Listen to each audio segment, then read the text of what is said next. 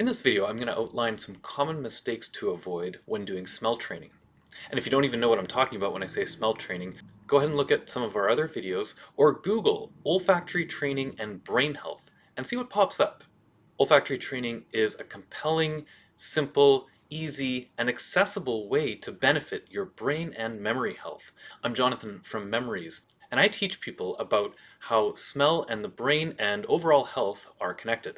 So olfactory training is something that I recommend for just about anyone, especially if you're aging or have had COVID or are concerned about Parkinson's or dementia. But really, anyone in our modern age is probably chronically underutilizing their sense of smell, and so engaging in olfactory training will lead to benefits. Again, I outlined some of these benefits in other videos, and in this one, I'd like to outline some steps to avoid, some common mistakes, and what to do instead. So the first mistake is using the wrong scents, and we're surrounded by things that smell. Unfortunately, so many of them are made with damaging chemicals. In fact, I've met people who worked at perfume counters their entire career and had their sense of smell completely obliterated. Perfumes are fine in moderation, but long exposure can actually be harmful. We want to be careful what we're exposing our olfactory system and our bodies to in general. There's a lot of science around what can happen from the chemicals we use just in laundry detergents and other cleaners. That's a story for a whole other video, probably another content creator, but it's worth knowing about. So for olfactory training, we're going to be using essential oils. And even then we have to be cautious because essential oils are themselves very strong. And so the ones that I'm going to go over, we shouldn't necessarily just be smelling right out of a bottle because they can be strong enough that they could damage your esophagus. In 2009, the first study with olfactory training was done by a researcher named Hummel, and Hummel chose 4 odorants from 4 different categories of smells that we can detect. The 4 categories are floral, citrus, aromatic, and resinous. And so the 4 main scents that have been used in most studies on olfactory training are rose, lemon, clove, and eucalyptus. But smell and memory are intimately connected, as we've probably all experienced. We've all had a smell bring us right back to a time and place. For many people, they may not like the smell of eucalyptus, and my guess is that it associates with being sick as a child and having a caregiver smother Vicks all over them, because eucalyptus is one of the main ingredients in Vicks. For each of these categories, if you were to go your own route and make your own smell kit, you could pick other scents from each of the 4 categories, but these are the 4 most common. In another video, I'm actually going to get more in depth on these scents because remarkably, they all present as having anti-inflammatory properties. So these are good scents to engage with anyway. But if you don't like any one of them in particular, find another from that category and it will work as well. In fact, in some studies with olfactory training where they've used 9 or 12 or more scents, what they will end up doing is doubling or tripling up on scents in each of those 4 categories.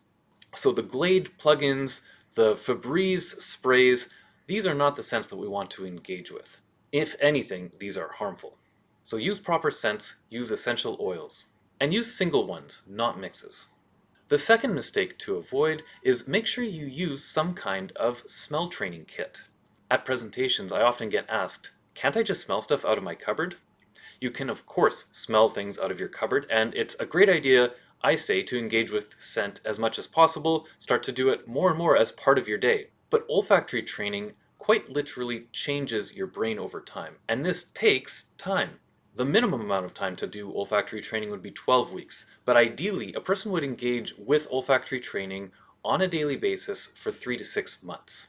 There's no way a person is going to be smelling things out of their cupboard 3 months from now.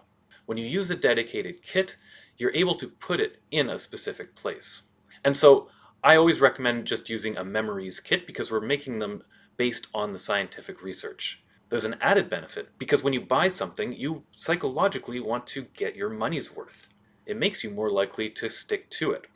And I always recommend that people leave their kit somewhere they will see it all the time, like a nightstand, or with something else that they already do twice a day, like brushing their teeth in a bathroom. When you see it, you have a specific kit designated for the practice. Your brain goes, oh, this only takes a couple minutes and it's good for my brain, and you stick to doing it. So even if you go the DIY route and you want to make your own kit to use, make a mini little kit and leave it somewhere visible. One of the things I love about olfactory training is how simple it is. In fact, one of the people I have practicing using a kit is 102 years old. Realistically, the most difficult part about doing it is sticking to something, day after day, week after week, month after month. Using a dedicated kit helps make this possible. And this brings me to the third mistake that people often make, and this has been found in studies as well, is stopping. People will stop olfactory training for a couple different reasons. One is if nothing's happening. We regrow the sensory neurons we use for smelling about every 4 to 6 weeks or so. And so expecting something to happen within a couple days or a couple weeks is unrealistic. So just because nothing's happening doesn't mean it's not working. If you've ever taken up muscle building for the first time, it takes several months for your body to really get the picture of what's going on and start building muscle properly. For those first couple months, it's about sticking with it. Same with olfactory training. We're not building up muscle, but we are building stronger sensory neurons for detecting smell and stronger neural connections. This takes time and it takes consistency. Another reason some people have stopped in studies is because it started working. They figured, okay, I'm done now, it seems like I can smell more, and stopped. But that might have just been the tip of the iceberg. I always recommend sticking to olfactory training for 6 months to get a full dose. If you use a calendar, either on your wall or on your phone, you could even, once you are ready to start, set a reminder every month. So if you're starting today, you could go a month ahead and put a little note in there. It's been 1 month of olfactory training, and do this for the next 6 months to keep you on track and to give you an idea of what kind of progress you've been experiencing along the way.